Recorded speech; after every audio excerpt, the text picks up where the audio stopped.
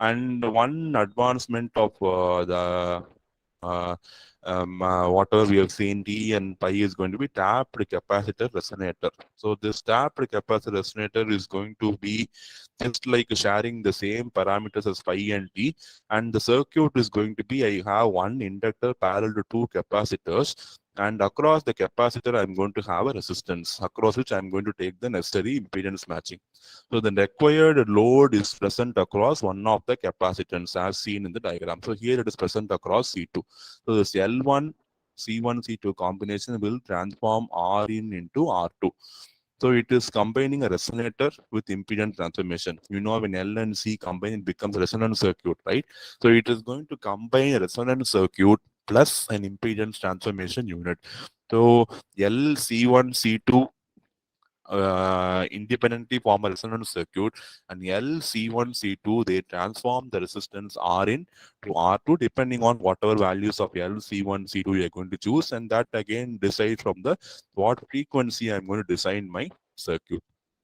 So it allows one to couple energy out of the tank without degrading the Q. So whenever you have a L and C, you have what is called as quality factor, right? So without degrading Q, this circuit provides optimum impedance matching. So operation is just like a voltage divider. So total voltage is available across C1 and C2. I'm taking output only across C2. So it is just like an voltage divider network. So voltage divide reduction is perfectly lossless because I take it across capacitance. You know, capacitance will not dissipate power. They only store the charges, right?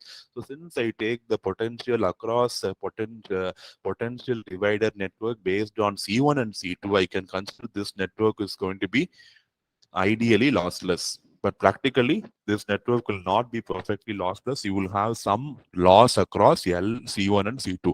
The ideal inductor will not dissipate any power.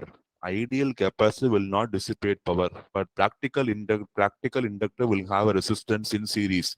Practical capacitor will have a resistance in parallel. So when all these invisible resistors come into picture, we can clearly say the network is going to become lossless. So that's what they say. It is, you cannot say it is not perfectly lossless. It is going to be a lossy